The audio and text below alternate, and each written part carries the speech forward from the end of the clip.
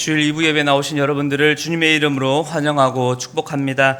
우리 함께 찬양 드리며 나아가겠습니다. 찬송가 150장 함께 찬양 드리겠습니다.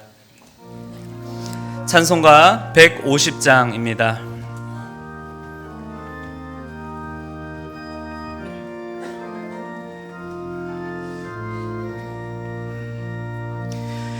갈보리 산 위에 십자가셨으니 주가 고난을 당한 표람 험한 십자가를 내가 사랑하면 주가 보혈을 흘림이라 죄의 승리를 얻기까지 주의 십자가 사랑하리 빛나며 율관 받기까지 험한 십자가 붙들겠네 멸시천대 받은 주의 십자가에 나의 마음이 끌리도다 귀한 어린 양이 세상 죄를 지고 험한 십자가 지셨도다 죄의 승리를 얻기까지 주의 십자가 사랑하리 빛나며 율관 받기까지 험한 십자가 붙들겠네 험한 십자가에 주가 흘린 피를 믿는 마음으로 바라보니 나를 용서하고 내 죄 사시렴 주가 흘리신 보혈이라 죄의 승리를 얻기까지 주의 십자가 사랑하리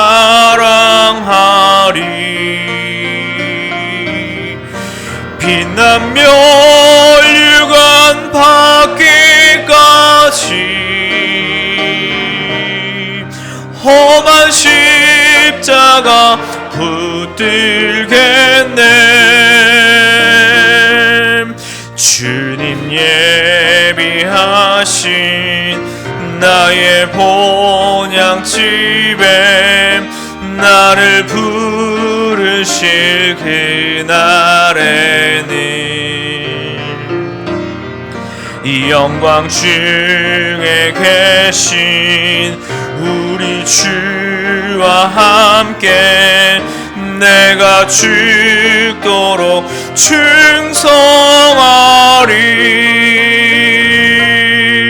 죄의 승리를 얻기까지 주의 십자가 사랑하리 빛나며 율관 받기까지 험한 십자가 붙들겠네 아멘. 찬송가 151장 우리 다시 한 번 더 찬양 드리겠습니다. 찬송가 151장입니다.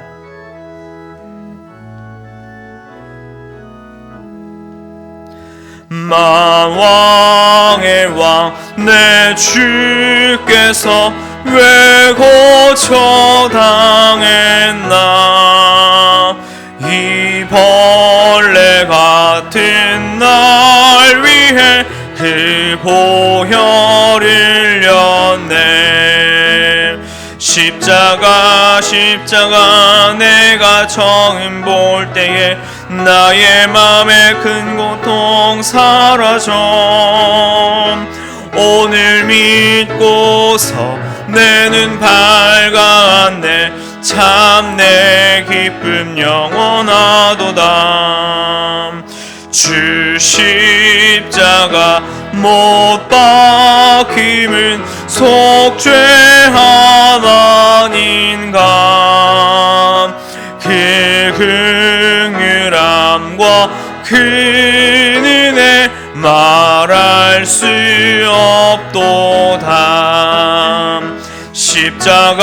십자가 내가 처음 볼 때에 나의 맘에 큰 고통 사라져. 오늘 믿고서 내 눈 밝았네. 참 내 기쁨 영원하도다. 늘으로도 그 큰 은혜 다 갚을 수 없네. 나 주님께 몸 바쳐서 주의 이름 쓰리. 십자가 내가 처음 볼 때에 나의 맘에 큰 고통 사라져. 오늘 믿고서 내 눈 밝았네. 참 내기 십자가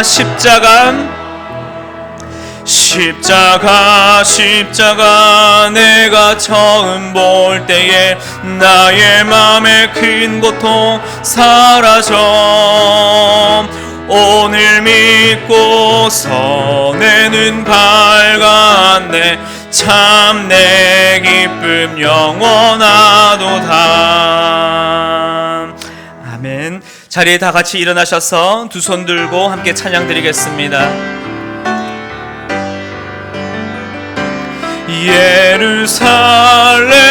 예루살렘아 여호와를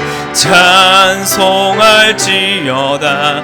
내 하나님을 감사함으로 그 앞에 나가며 주 임재 앞에 경배해.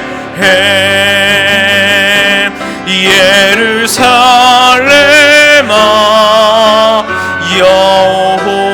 여호와를 찬송할지어다. 내 하나님을 감사함으로 주 앞에 나가며 주 임재 앞에 경배해. 손을 내리시고 사도신경으로 우리의 신앙을 고백하겠습니다.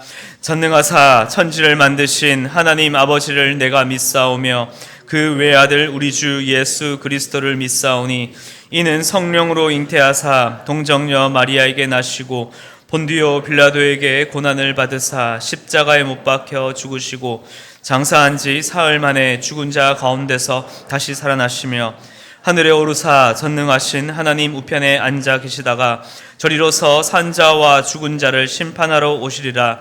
성령을 믿사오며 거룩한 공회와 성도가 서로 교통하는 것과 죄를 사하여 주시는 것과 몸이 다시 사는 것과 영원히 사는 것을 믿사옵나이다. 아멘. 자리에 앉으셔서 찬송가 165장 함께 찬양 드리겠습니다.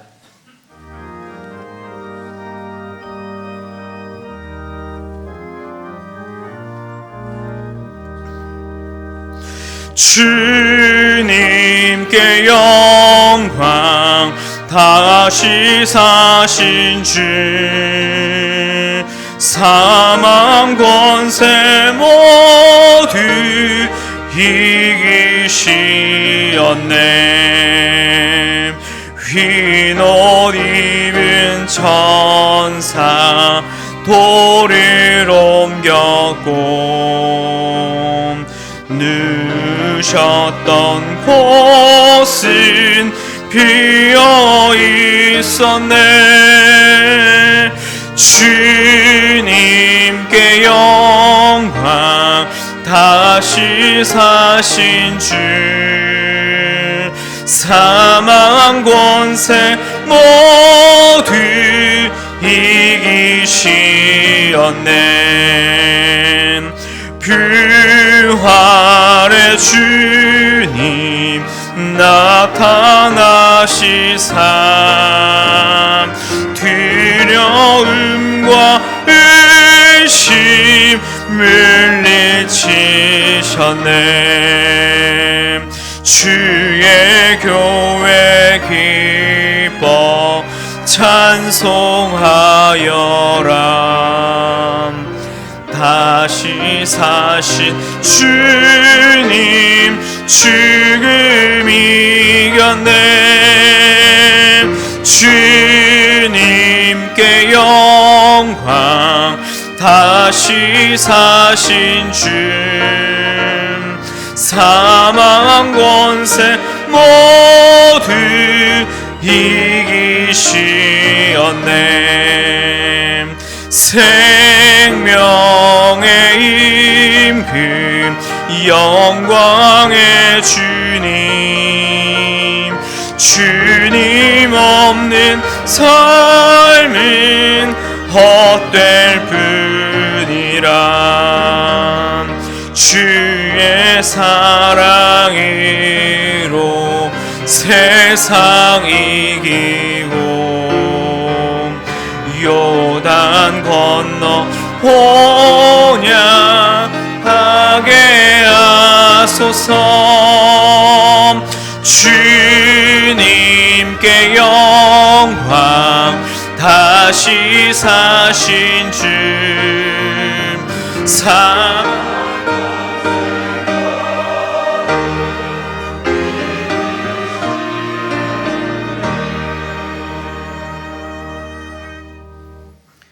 긍휼하시고 인자하신 하나님 아버지, 저희를 사랑의 자녀로 불러주시고 이 자리에 함께 모여 하나님을 예배하게 하시니 감사합니다. 오늘 저희의 예배를 기뻐 받아주시고 저희의 마음과 생각을 주님의 거룩한 말씀으로 채워주세요. 주님, 우리의 무뎌진 영혼을 깨워주시고 늘 깨어 주님을 기억하게 하시고 나의 내면을 향한 위로를 넘어 하나님의 음성에 귀 기울이는 삶이 되게 해주세요. 무엇보다 우리를 모든 죄악에서 사하여 주신 그 은혜에 감사드립니다. 사탄은 끊임없이 우리의 죄책감을 자극하며 정죄하지만 주님께서는 예수 그리스도의 십자가 보혈로 우리의 죄를 단번에 속량하여 주셨습니다. 노하기를 더디하시고 인자와 긍휼로 우리를 감싸주시는 그 크신 사랑 앞에 우리는 모두 용서받은 죄인임을 고백합니다. 이 시간 몸과 마음으로 고통받는 이들의 기도를 들어주시고 주님 앞에 나아갈 때 독수리 날개 짖는 것처럼 새 힘으로 회복시켜 주십니다. 예수님의 말씀이 우리에게도 흘러들어 오늘을 사는 우리의 간증이 되게 해주세요. 교회에서 봉사하는 손길에 하나님의 위로와 새 힘을 부어주시고 섬긴 가운데 기쁨과 감사가 넘치게 해주세요. 말씀을 전하시는 목사님을 기억하여 주시고 말씀으로 설교를 준비하시는 목사님의 기쁨과 감사가 저희에게도 전달될 때 더 큰 기쁨과 은혜가 되게 해주세요. 길가의 꽃들과 떠다니는 구름을 볼 때 하나님의 섭리를 보게 하십니다. 모든 일상이 송축과 기쁨으로 가득 찬 성도의 삶이 되게 하시고 우리를 끝까지 포기하지 않으시고 긍휼을 베푸시는 주 예수 그리스도의 이름으로 기도드립니다. 아멘.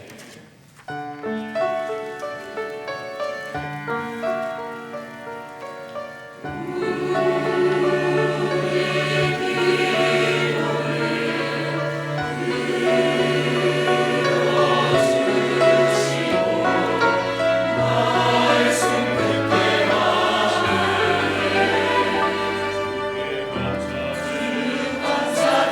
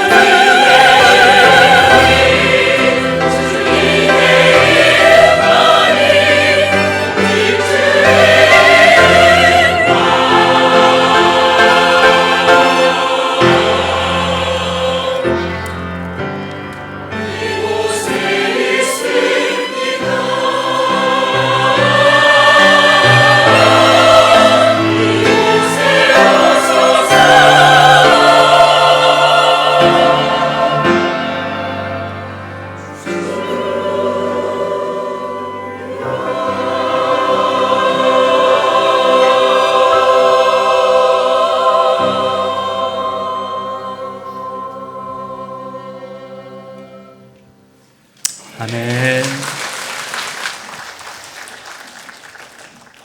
사랑과 은혜가 풍성하신 주님 감사를 드립니다. 여전히 주님 앞에 죄인이며 부족한 우리를 사랑하여 주셔서 그 은혜로 우리를 구속하여 주셔서 이렇게 주님 앞에 예배할 수 있는 기쁨과 그 영광의 자리로 우리를 초대하여 주심에 주님 감사를 드립니다. 성령 하나님, 이 예배 가운데 운행하여 주시고 우리의 모든 삶과 전 인격 가운데에 내주하여 주셔서 날마다 주님 손 붙잡고 주님의 그 감동하심을 따라 걸어가는 우리의 모든 삶이 되게 하여 주시옵소서. 우리에게 베풀어 주신 놀라우신 은혜에 감사를 드리며 귀한 예물을 드립니다. 주님, 이 물질을 기뻐 받아주시고 또한 이를 통하여서 하나님의 나라와 그 영광이 온 열방 가운데에 선포되도록 주여 우리를 사용하여 주시옵소서. 주님, 날씨가 많이 추운 가운데 있습니다. 여러 가지 어려움과 또한 독거노인분들과 주변에 사각지대에 계신 어려운 분들 가운데 주님, 이제는 우리가 찾아가 그들에게 예수 그리스도의 아름다운 사랑을 이제는 전할 수 있는 귀한 사명으로 주님 나아가는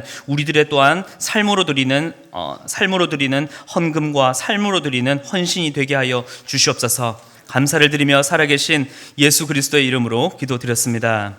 아멘. 오늘 예배 가운데 나오신 여러분들을 주님의 이름으로 환영하고 축복합니다. 새가족으로 등록하길 원하시는 성도님께서는 예배 후에 나가셔서 왼쪽 새가족실에서 잘 안내해 드리도록 하겠습니다.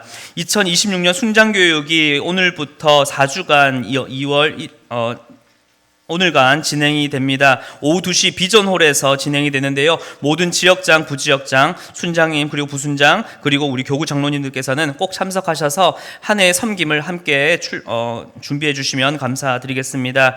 기부금 영수증 광고입니다. 교회 기부금 영수증과 그레이스 가든 기부금 영수증은 각각 홈페이지를 참고하셔서 신청해 주시고 받으시면 되겠습니다. 운동 및 커트 미용 봉사가 1월 17일 토요일 오전 9시 30분 하나재활요양원에서 있습니다. 이주민 사역 컨퍼런스가 있습니다. 1월 31일 토요일 오전 10시부터 오후 4시까지 지역교회와 함께 이 이주민 사역을 함께 돌아보는 귀한 시간을 갖도록 합니다. 장소는 그레이스홀입니다. 문의사항은 이남행 선교사님께 문의해 주시면 되겠습니다. 열린다락 피클볼에서 순원을 모집하고 있습니다. 매주 화요일과 토요일 모임이 있습니다. 주보 내용을 참고해 주시고요. 문의사항은 우리 조성천 목사님과 이원혁 장로님께 문의해 주시면 되겠습니다. 임명입니다. 이길정 장로님을 상조위원장으로 임명합니다. 가정복지국 상조의 구성이 주보에 기재되어 있습니다. 확인하시고 올 한 해 또한 성도님들을 돌아보고 위로하는 일에 함께 섬겨주시면 감사드리겠습니다.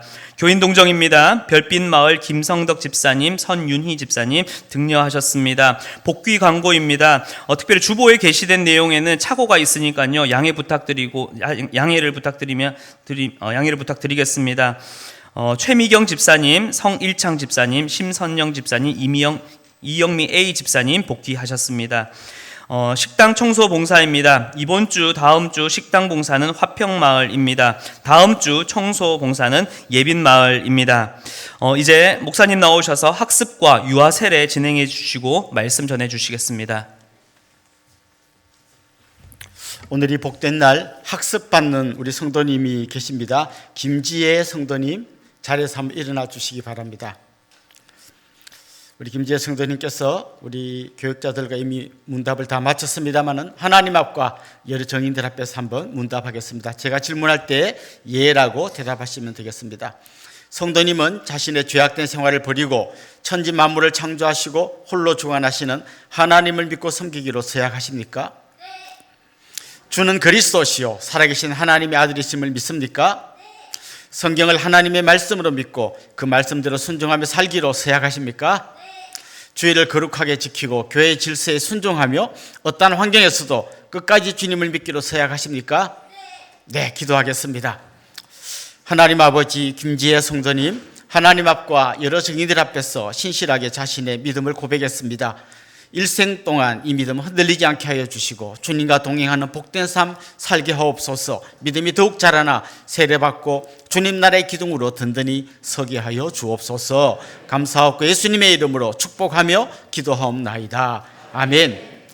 이제 제가 공포하겠습니다. 김지혜 성도님, 하나님을 믿기로 결심한 것을 하나님과 교우들 앞에서 증가하였으므로 오늘부터 대한예수교 장로회 은혜의 동산교회 학습교인 된 것을 내가 성부와 성자와 성령의 이름으로 공포하노라. 아멘.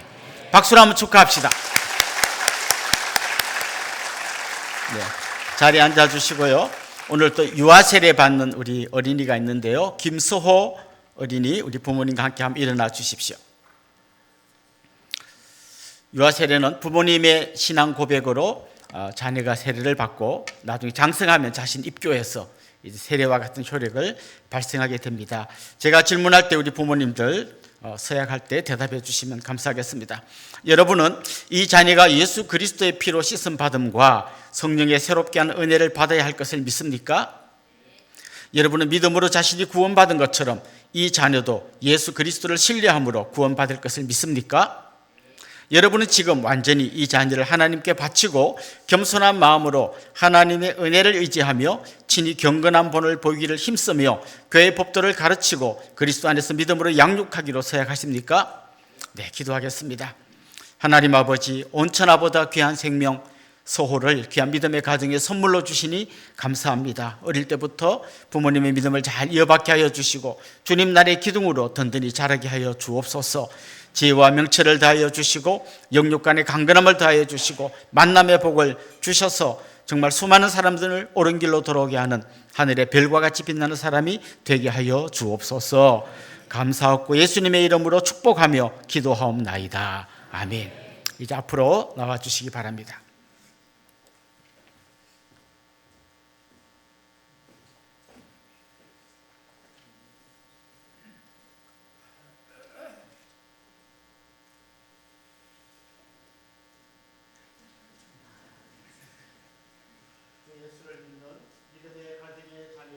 소호에게 내가 성부와 성자와 성령의 이름으로 세례를 주노라. 아멘.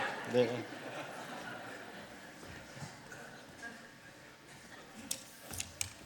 아주 열정적으로 세례를 받았습니다.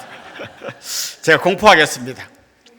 김소호, 하나님의 은혜로 세례를 받았으므로 이제 대한예수교 장로회 은혜의 동산교회 유아 세례교인 된 것을 내가 성부와 성자와 성령의 이름으로 공포하노라. 아멘. 박수 한번 주십시오. 앞으로 나오세요. 다, 세 분 다 앞으로. 예. 우리 축복성, 당신 하나님의 은혜 안에 있는 축복의 통로 같이 한번 축복하겠습니다.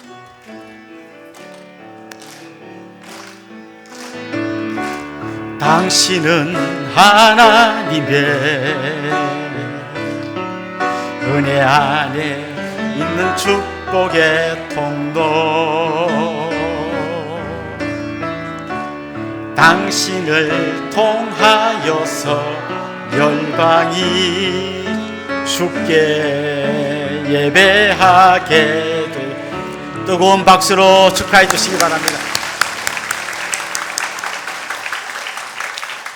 이 시간에는 우리 김수호 어머님 되시는 오유진 성도님께서 간증해 주시겠습니다.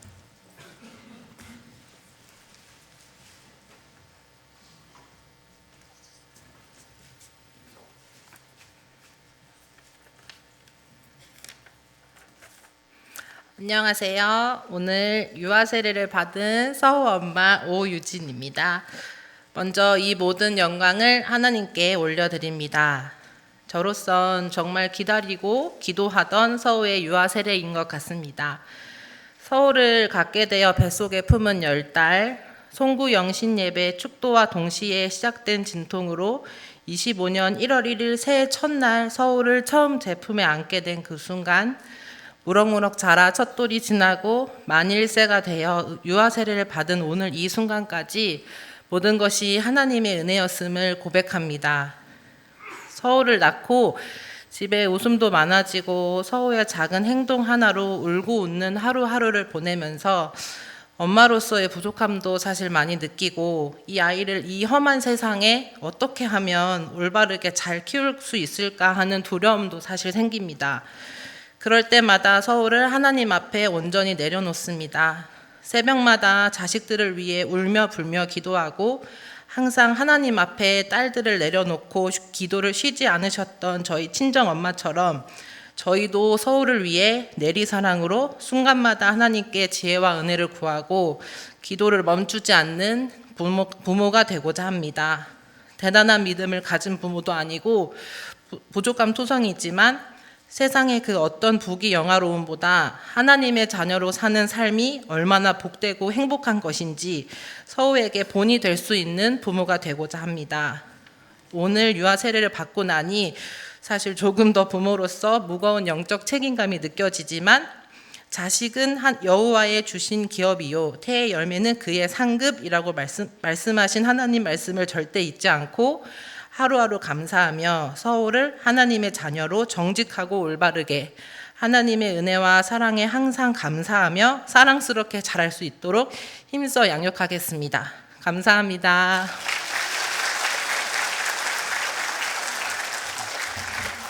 네, 다시 한번 뜨겁게 박수로 축하해 주시고 격려하면 좋겠습니다. 이제 우리 하나님의 말씀을 같이 찾겠습니다. 고린도전서 15장 51절부터 마지막 58절까지 저와 여러분이 한 절씩 교독하도록 하겠습니다. 보라, 내가 너희에게 비밀을 말하노니 우리가 다 잠잘 것이 아니요 마지막 나팔의 순식간에 호련히 다 변화되리니 나팔 소리가 나매 죽은 자들이 썩지 않을 것으로 다시 살아나고 우리도 변화되리라. 이 썩을 것이 반드시 썩지 아니할 것을 입겠고 이 죽을 것이 죽지 아니함을 입으리로다. 이 썩을 것이 썩지 아니함을 입고 이 죽을 것이 죽지 아니함을 입을 때에는 사망을 삼키고 이기리라고 기록된 말씀이 이루어지리라. 사망아, 너의 승리가 어디 있느냐? 사망아, 내가 쏘는 것이 어디 있느냐? 사망이 쏘는 것은 죄요 죄의 권능은 율법이라. 우리 주 예수 그리스도로 말미암아 우리에게 승리를 주시는 하나님께 감사하노니 그러므로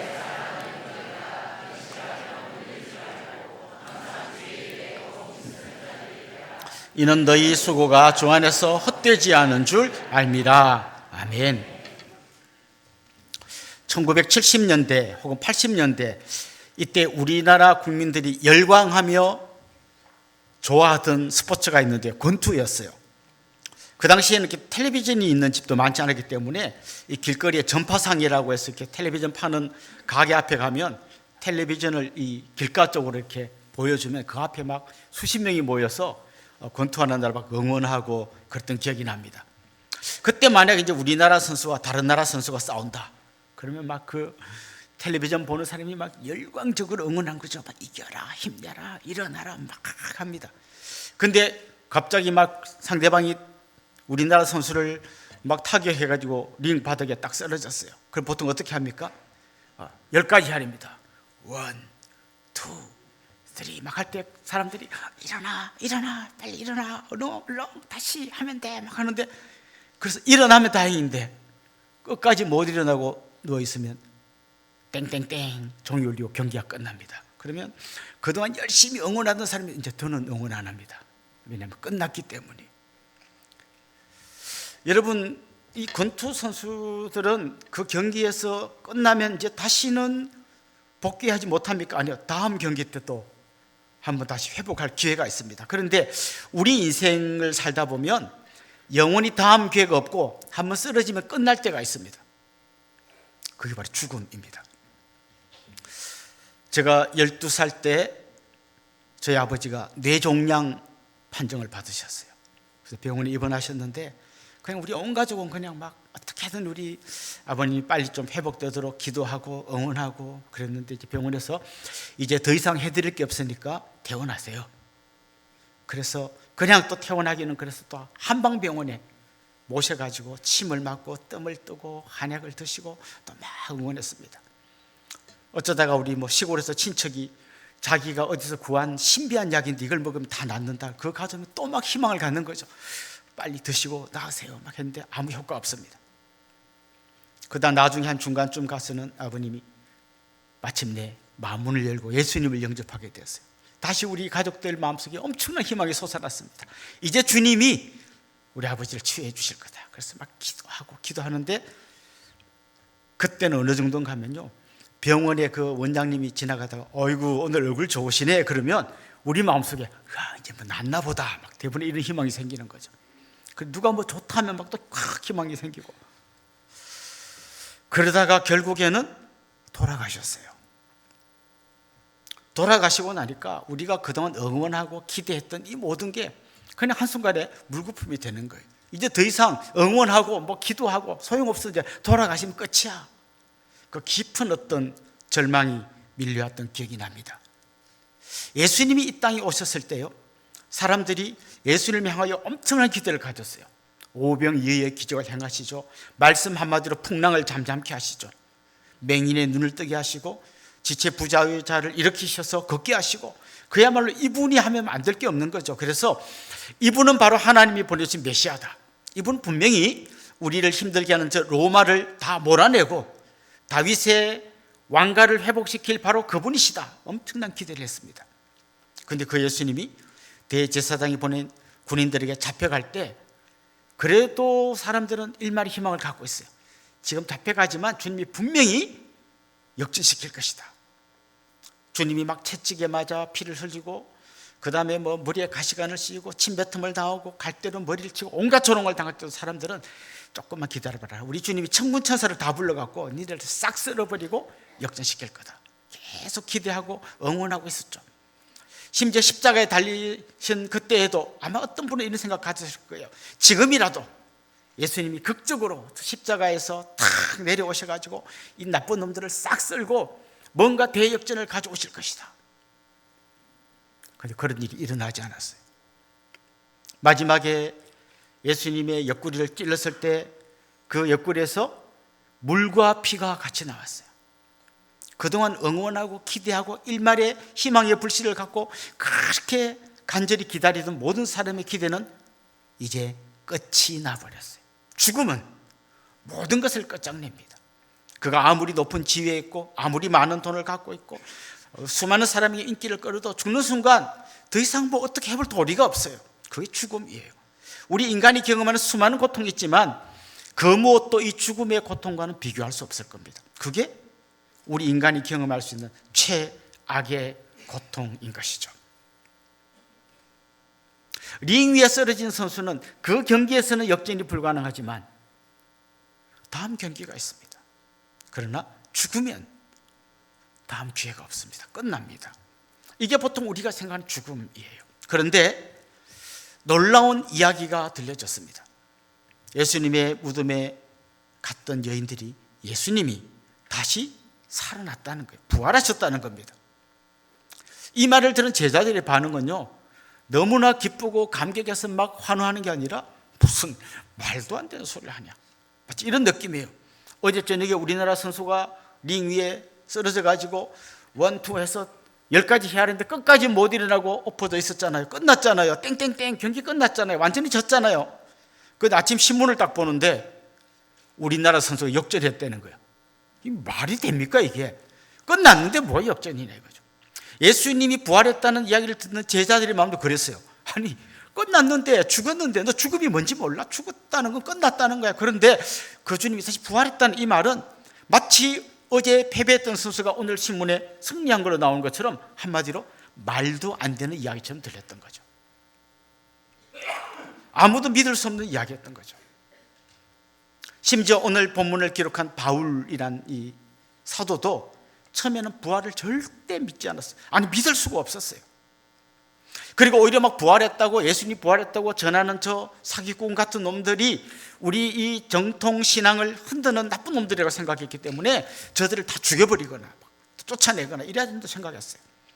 그래서 스데반이 순교하는 그 현장에서 현장을 지휘했던 사람이 바울입니다. 저런 놈을 죽여야 돼.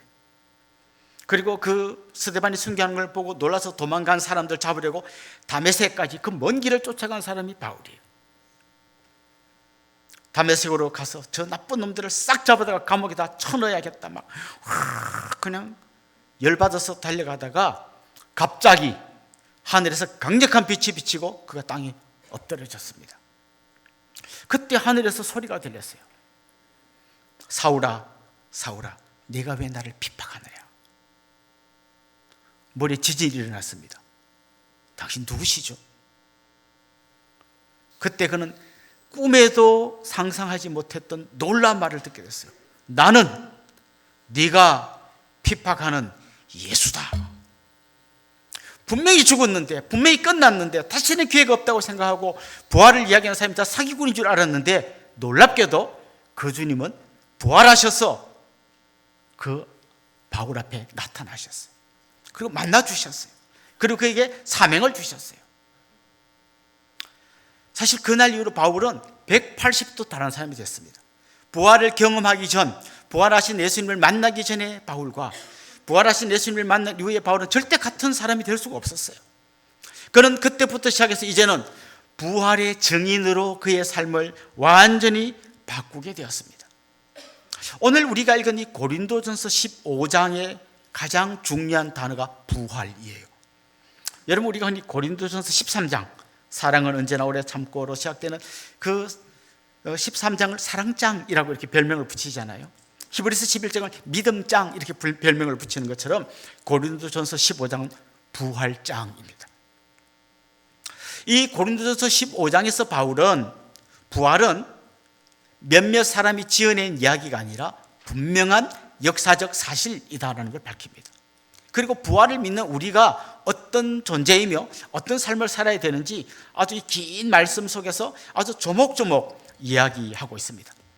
그럼 초반에서 먼저 부활의 증인에 대해서 이야기합니다. 보통 여러분 이제 어떤 사람들이 뭐 사기를 치려면요, 몇몇 사람이 작당을 해야 되잖아요. 예를 들면 예수님이 부활 안 했는데 부활했다고 하려면 예수님의 제자 중 몇몇이 모여서 야, 부활했다고 그래, 이제 우리끼리 딱 부활했다 한 거야, 딴소리 하면 안 돼, 약속하고 막 두세 명이 작당해가지고 부활했습니다 막 이제 떠들고 다니는 거죠. 여러분, 한 두세 명 정도는 작당이 가능해요. 그런데 오늘 본문에 보면 이렇게 말합니다. 예수님은 그 12 제자들 앞에 나타나실 뿐만 아니라 500명이 있는 그 자리에 그냥 나타나셔서 500명이 동시에 부활하신 예수님을 만났다는 걸 이야기합니다. 그리고 바울은 이렇게 말합니다. 그 500명 중에 죽은 사람도 몇몇 있지만 태반은 살아있다. 무슨 얘기인가 하면 누군지 정의를 대봐하면 데리고 올 사람이 수백 명 있다는 거예요. 다시 말해서 이거는 몇 사람이 작당해서 만들어낸 이야기가 아니라 분명한 역사적 사실이다라는 것을 이야기합니다. 그리고 거기서 그걸 한 걸음 더 나아가요. 예수님이 부활의 첫 열매가 되셨다. 이 말은 무슨 말일까요? 열매가 첫 열매가 있으면 10번째 열매도 있고 100번째 열매도 있고 1000번째 열매도 있고 10,000번째 열매도 있을 거 아닙니까? 예수님이 첫 열매가 됐다는 말 이런 거죠. 넓은 들에 우리나라로 치면 벼가 가득 심겨져 있는데 그게 첫 번째 이삭이 이제 결실을 했다는 거죠. 그럼 한 개만 결실하고 끝나나? 아니죠. 두 번째, 10번째, 1000번째, 10,000번째 이제 온 들이 다 열매를 맺는 곡식으로 바뀌지 않겠습니까? 그것처럼 예수님의 부활을 첫 번째 열매라고 말한다면 여기는 우리 모두도 몇 번째인지는 모르겠어요. 수십억 몇 번째인지는 모르겠지만 하여튼 우리 모두도 다 부활의 열매가 된다는 거예요. 다시 말하면 예수님의 부활은 우리가 관객이 되어서 와 놀랍다라고 할 이야기로 끝나는 게 아니라 내가 바로 그 부활의 주인공이 된다는 거예요. 예수님의 부활은 역사 속에서 일어난 특별히 예외적인 어떤 사건이 아니라 진정한 부활의 첫 시작이었고 그 부활의 역사는 계속될 거라는 것을 말하고 있습니다. 그러면서 그는 이렇게 재미난 비유를 드려요. 이 씨를 보세요. 어떤 한 씨를 보면 삐쩍 말라가지고 아무것도 아닌 것 같은데 그걸 딱 심으면 씨가 죽어요. 죽어야 돼요. 죽으면 거기서 새로운 싹이 돋아납니다. 분명히 심은 씨앗은 삐쩍 마른 요만한 거였는데 너무 예쁜 파릇파릇한 새싹이 돋아나게 되는 겁니다. 그래서 그는 이렇게 설명합니다. 부활은 이런 거다. 원래 우리가 죽을 때는 보통 우리 부모님들이 돌아가실 때가 되면 이제 막 연로해서 허리도 잘 안 펴지고 얼굴은 쪼글쪼글 다 늙었고 온몸은 아프고 막 그냥 너무너무 초라한 모습으로 돌아가시지만 부활할 때는 그런 모습이 아니라 마치 새싹이 돋아나는 것처럼 완전히 새로운 모습으로 다시 살아나게 될 거라는 이야기죠. 아마 여러분의 머릿속에 어쩌면 부모님의 그 마지막 모습, 그 힘없고 초라한 모습이 기억나는지 모르겠어요. 저도 오랫동안 기억나는 게 그 우리 아버지의 투병하던 모습이에요. 그 전에 이야기는 솔직히 좀 더 옛날 이야기고 제가 워낙 어릴 때니까 희미한데 그때 기억은 선명해요. 우리 고모님이 방문하셔서 아버님을 병문하고 돌아갔는데 아버님이 이제 마지막 배웅하겠다고 일으켜 달라고 어린 저를 딱 잡다가 내가 무슨 힘이 있어요? 비리비리한 내가 잡다가 아버님이 꽈당 쓰러진 기억이 나요. 그 약하고 초라한 모습의 아버지지만 오늘 본문이 이야기하는 건 뭔가 하면 부활은 그런 모습이 아니라는 거죠. 그냥 심겨졌던 그런 조그마한 씨앗이 아니라 너무나 풍성한 생명의 능력을 갖고 새롭게 돋아나는 그런 모습으로 다시 부활하게 될 거라는 거죠.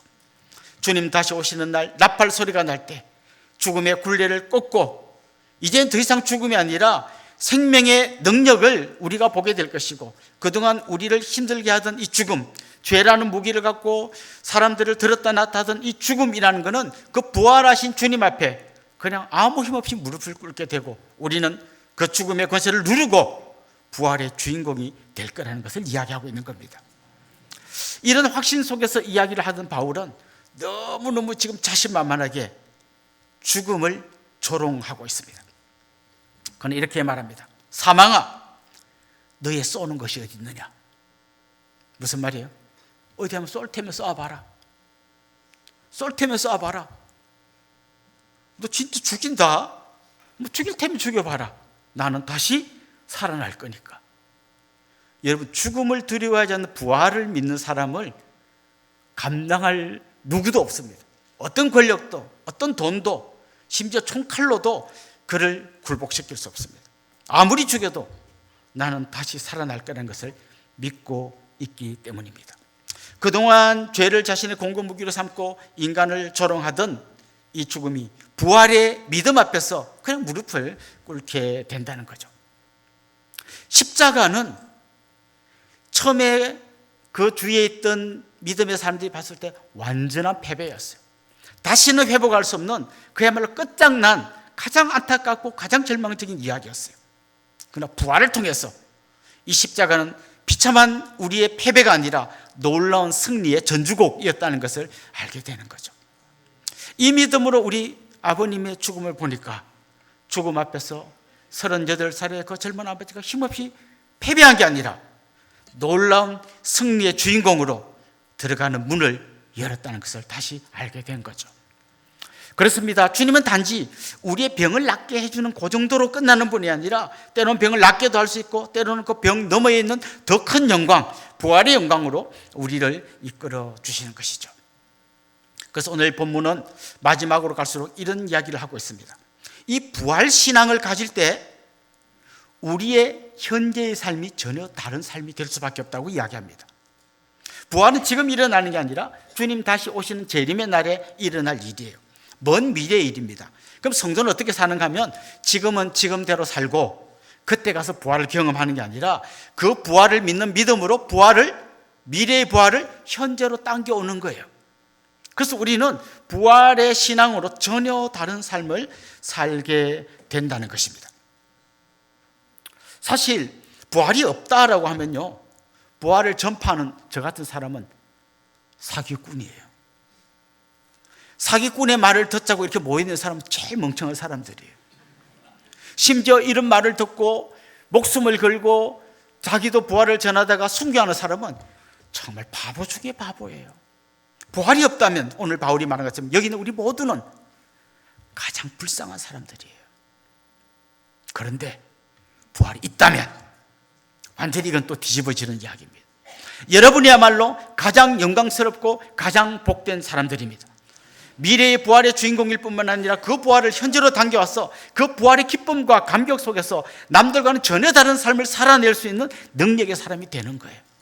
지금 내가 가진 것이 없고 몸은 비리비리하고 그러거나 말거나 나는 부활의 신앙이 있기 때문에 이 절망 속에서도 이 어려움 속에서도 이 고통 속에서도 승리의 노래를 부를 수 있는 사람이 부활 신앙을 가진 사람들이라는 것이죠. 그래서 오늘 본문은 그렇게 이야기합니다. 이 부활의 신앙을 가진 사람의 삶은 다른 그런 믿음 없는 사람의 삶과 완전히 달라야 한다. 구체적으로 어떻게 다른가? 오늘 본문에 보면 세 가지를 이야기하는데 첫 번째는 그 사람은 주님의 거룩한 신부로 살게 된다는 거예요. 오늘 읽은 본문 앞에 32절에 보면 이런 말씀이 나옵니다. 죽은 자가 다시 살아나지 못한다면 내일 죽을 터이니 먹고 마시자 하리라. 부활의 신앙이 없는 사람은요, 지금 내 인생 여기가 끝이에요. 이게 전부예요. 그럼 어떻게 살아야 됩니까? 요 짧은 시간 여기서 모든 답을 다 얻어야 돼요. 그래서 내가 가난하게 태어났다면 뭐 사기를 치든지 뒤통수를 치든지 해서 어떻게 하든 돈을 끌고 모아서 여기서 그냥 신나게 먹고 마시고 즐기면서 놀아야 하는 거예요. 안 그러면 너무 억울하잖아요. 다음 생이 없는 건데 너무 억울하잖아요. 여기서 하여튼 끝을 봐야 되는 거죠. 만약 여기서 내가 억울한 일을 당했으면 어떻게 해야 돼요? 내 이 생 안에서 복수를 해야 되는 거예요. 돈으로 복수를 하든지 칼로 찔러 죽이든지 뭔 수를 써서든지 이 원수를 갚고야 말아야 내 분이 풀리는 거예요. 왜냐하면 여기가 다니까. 33절에 이런 말씀이 나옵니다. 속지 말라. 악한 동무들은 선한 행실을 더럽히나니. 34절 깨어 의를 행하고 죄를 짓지 말라. 하나님을 알지 못하는 자가 있기로 내가 너희를 부끄럽게 하기 위하여 말하노라. 이제 드라마 같은 걸 보면 속삭입니다. 인생 뭐 있나? 이렇게 살다 지금 너무 억울하지 않나? 지금 무슨 조선시대도 아닌데 어떻게 한 여자하고만 평생 사냐? 이런 말을 들으면 약간 은혜가 된다고 느끼는 분들이 있어요. 그렇지 이렇게 느끼는 분이 있어요. 그분은 지금 그 드라마에 기가 얇아서 속는 게 아니라 진짜 문제는 부활의 신앙이 없는 거예요. 이게 전부니까 여기서 뭔가 결판을 봐야 된다는 이 부활 신앙이 없는 사람의 이야기가 귀에 쏙쏙 들어온다는 것은 내 귀를 의심하기 전에 내 믿음을 의심해 봐야 되는 거죠. 정말 내 안에 부활하신 주님, 그리고 나도 부활해서 주님 앞에 설 그날이 있다는 걸 내가 믿나라는 것을 점검해 봐야 되는 거죠. 악한 친구들이 오늘 본문에 나온 것처럼 옆에서 막 속삭입니다. 가정을 지켜. 그래도 연애는 할 수 있잖아. 어떻게 이런 말들을 만들어냈는지, 또 이게 얼마나 또 귀에 쏙쏙 들어오는지 많은 사람들이 이런 말 듣고 흔들흔들합니다. 오늘 본문은 이렇게 말해요. 악한 동무들의 속삭임이니 절대 속지 말라. 왜냐하면 너는 부활을 믿는 사람이잖아. 그러니까 저들이 사는 삶의 방식하고 결정적인 차이가 있다는 거예요. 여기가 전부라는 사람의 말을 왜 부활신앙을 가진 사람들이 그 말에 왔다 갔다 하냐? 오늘 본문은 정신 차려라 라는 말 이전에 너의 믿음을 더욱 견고하게 해라, 이렇게 권면하고 있는 거죠. 특별히 또 부활신앙을 가진 사람들의 삶은요, 고난 가운데서도 기뻐하는 삶을 살게 됩니다. 오늘 본문에 보면 57절에 이런 말씀이 있습니다. 우리 주 예수 그리스도로 말미암아 우리에게 승리를 주시는 하나님께 감사하노니. 우리의 승리를 주시는 하나님께 감사하노니. 여러분, 올해 우리 교회 표가 감사 365잖아요. 우리 감사 제목을 적어봅시다. 그러면 지난달 힘들었을 때 경제적 문제를 해결해 주시고, 아팠을 때 고쳐주시고, 너무너무 감사할 게 많은데요, 오늘 본문은 우리 눈을 확 돌립니다.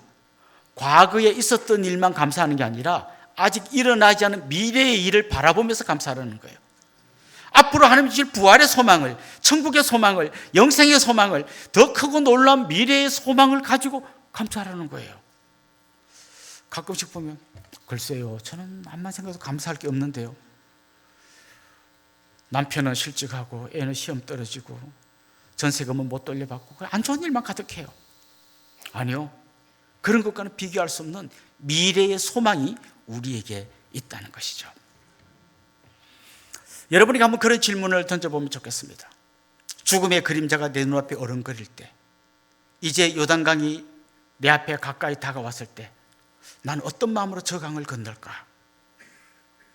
두렵고 떨림, 무서움, 절망, 낙심, 이런 겁니까? 저는 여러분이 그 요단강 앞에 섰을 때 주님이 주시는 놀라운 부활의 소망으로 기쁨으로 주님 손을 잡고 건너갈 수 있는 그런 분이 되기를 주의 이름으로 축원합니다. 저는 올해 목회 현장에서 그런 분을 많이 만났어요. 한 작년, 재작년쯤에도 이제 임종을 앞둔 성도님 마지막으로 신방을 갔는데 환한 얼굴로, 목사님 감사했습니다. 우리 천국에서 만납시다. 저 지금 너무 기쁘고 행복해요. 그러고 가셨어요. 오래전에 한 연세 많으신 권사님은 임종을 앞두고 자녀들을 다 불러 모으고 저와 함께 그 유언하세요 그랬더니 그 불러 모은 여러 친척들을 보면서 그분이 얼굴 가득한 웃음을 띠면서 이렇게 해요.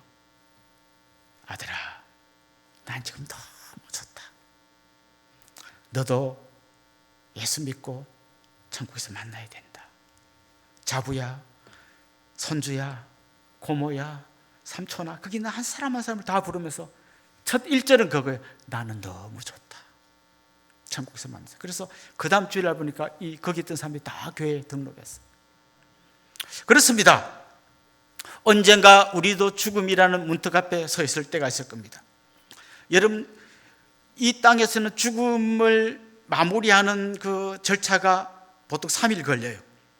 우리 교회에서도 뭐 위로 예배를 드리고 입관 예배를 드리고 발인 예배를 드리고 하관 예배를 드리고 긴 절차가 있습니다. 그런데 당사자는요, 죽는 순간 천국이에요. 눈 감으면 천국이에요. 그래서 어떤 아버지가 이렇게 이야기했다고 그랬잖아요. 사랑하는 딸이 불치병에 걸려서 죽어갈 때, 아빠 나는 이제 어떻게 되는 거야? 그때 아빠 이렇게 이야기했다는 거예요. 사랑하는 딸아, 분명히 너는 아빠랑 거실에서 TV 보다가 잠들었잖아. 근데 아침에 일어나 보니까 2층 네 방에 가 있지. 똑같아. 네가 여기서 눈을 감지만 눈 뜨면 우리 예수님이 네 곁에서 너를 맞아주실 거야. 우린 전혀 다른 세상을 사는 사람들이에요. 그래서 마지막으로 오늘 본문 58절에서는 이 15장의 결론을 이렇게 맺습니다. 우리 한번 58절 같이 한번 읽어보겠습니다. 그러므로 내 사랑하는 형제들아, 견실하며 흔들리지 말고 항상 주의 일에 더욱 힘쓰는 자들이 되라. 이는 너희 수고가 헛되지 않은 줄 압니다. 아멘. 그렇습니다. 여러분, 견실하여 흔들리지 말고 항상 주의 일에 더욱 힘쓰는 자들이 되십시오. 여러분의 수고가 결코 헛되지 않을 것입니다. 그렇습니다. 부활은 우리가 미래에 받을 어떤 위로가 아니라 오늘을 견디게 하는 능력입니다. 이제 관계는 틀어졌고 내 몸은 병들었고 기도해도 뭐가 빨리빨리 응답되지 않는 것 같고 끝났다고 생각될 때 성경은 정반대로 우리에게 말합니다. 너희들에게 놀라운 승리를 주님이 주셨다. 예수님이 십자가에 돌아가실 때 모든 사람은 다 끝났다고 생각했는데 주님은 전혀 다른 말씀하셨어요. 다 이루었다. 저는 바로 우리 주님의 이 마지막 말씀, 다 이루었다라고 하는 이 말씀의 주인공이 바로 여러분이라고 믿습니다. 앞으로 우리의 그 무덤, 우리의 그 화장장은 부활의 첫 출발이 될 것입니다. 그 승리를 믿음으로 고백하며 날마다 주님과 동행하는 복된 삶 사시는 여러분들이 되시기를 주님의 이름으로 축원합니다. 우리 같이 한번 찬양하겠습니다. 주님 다시 오실 때까지 우리 찬양 같이 하겠습니다.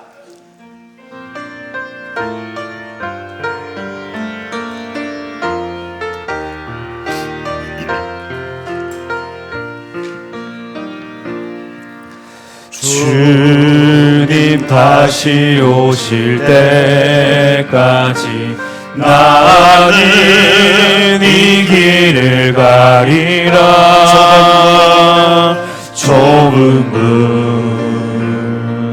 좁은 길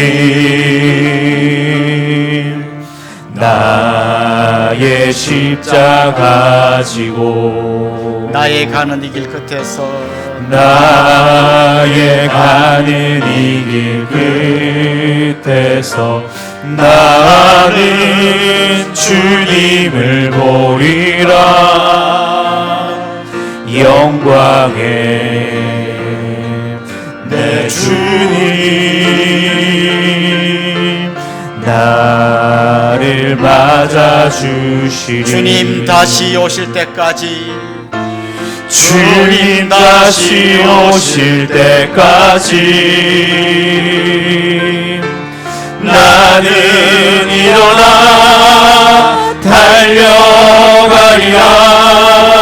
주의 영광 온 땅 덮을 때 나는 일어나 노래하리. 내 사모하는 주님 온 세상 구주시라. 내 사모하는 주님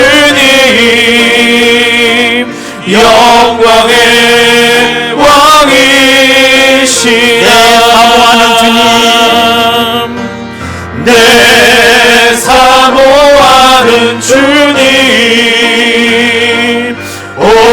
세상 구주시라 내 사모하는 주님 영광의 왕이시라. 우리 말씀을 생각하면서 같이 기도합시다. 인간에게 가장 큰 절망을 안겨주는 것이 죽음입니다. 모든 것이 끝났고 다시는 희망이 없다는 게 죽음의 모습입니다. 그런데 예수님께서 죽음에서 일어나 부활하시면서 우리 모두에게 부활의 소망을 주셨습니다. 이제 우리는 부활의 정인일 뿐만 아니라 부활의 주인공이 될 줄로 믿습니다. 우리에게 부활을 주신 하나님께 감사합시다. 힘든 세상 속에 살지만 흔들리지 말고 믿음에 굳게 서서 주님과 함께 승리하는 복된 삶 살게 하옵소서. 우리 그런 마음으로 합심해서 통성으로 기도하겠습니다. 살아계신 우리 하나님 아버지, 죽음 앞에서 무기력하게 제 사모하는 주님 놀라운 힘과 능력으로 온 세상 구주시라 내 사모하는 주님 영광의 왕이시라 내 사모하는 주님 온 세상 구주시라 내 사모하는 주님 영광의 왕이시라. 살아계신 하나님 아버지, 예수 그리스도께서 부활하셔서 우리에게 놀라운 생명을 주신 줄 믿습니다. 이제는 우리도 부활의 주인공이 될 것을 믿음으로 확신하고 이 땅 가운데 살면서 더욱 견실하게 하시고 흔들리지 않게 하여 주시고 주의 일에 더욱 힘쓰는 자들이 되게 하여 주옵소서. 예수님의 이름으로 기도드립니다. 아멘. 이제 저를 잠깐 주목해 주시면 좋겠습니다. 같이 좀 축하하고 또 환영하면 좋겠는데요. 지난주가 생일이었던 분 한번 손 들어볼까요? 한번 일어나시죠. 축하드립니다. 이쪽에 두 분이 계시고 가운데도 두 분이 계시네요. 또요. 지난주가 결혼 기념일이셨던 분, 그런 분 한번 손 들어볼까요? 같이 축하하면 좋겠습니다. 태어난 분은 많은데 결혼한 분이 많지 않은 게 약간 미스테리긴 해요. 혹시 오늘 우리 교회 처음 오신 분, 등록하기를 원하는 분, 그런 분도 한번 용기를 내서 손 들어주시면 저희들이 같이 환영하겠습니다. 네, 우리 이분들 주님의 이름으로 환영하고 또 축복하도록 하겠습니다. 아주 먼 옛날,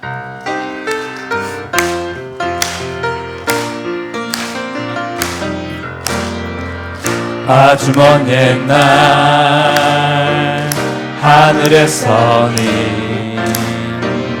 당신을 향한 계획 있었죠.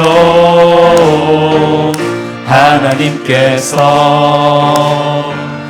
바라보시고 좋았더라고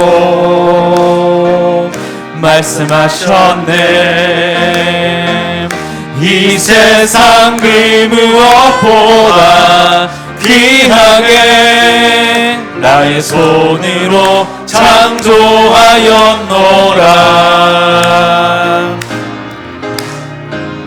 내가 너로 인하여 기뻐하노라. 내가 너를 사랑하노라. 사랑합니다. 축복합니다. 사랑해요.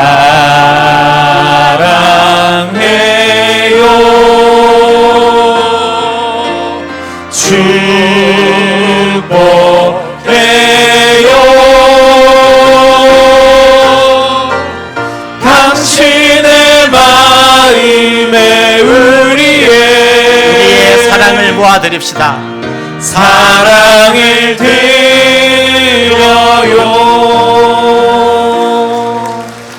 사랑합니다. 축복합니다. 우리 옆에 있는 분들, 앞뒤 분들과 다 인사합시다. 주님의 이름으로 사랑하고 축복합니다. 축복합니다. 이제 우리 자리에서 한번 다 일어나겠습니다. 우리 주제 찬송 감사 365 같이 부르고 축도로 예배를 마치겠습니다.